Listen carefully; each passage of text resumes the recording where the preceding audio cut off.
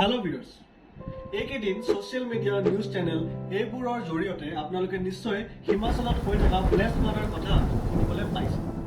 কিন্তু আমাৰ অসমত হোৱা ফ্লেছ ফ্লাডৰ কথা আপোনালোকে কিমানে জানে?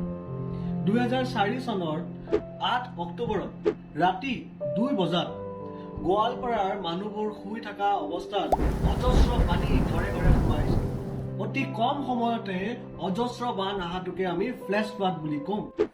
2004 বানপানীত আমাৰ অসমত 2000কে বেছি ব্ৰিজ, 600 কিলোমিটাৰতকৈ বেছি হাইৱে আৰু বহুতো অনিষ্ট হৈছিল।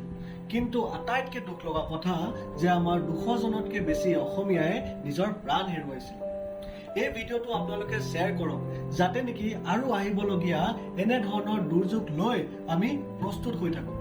ধন্যবাদ।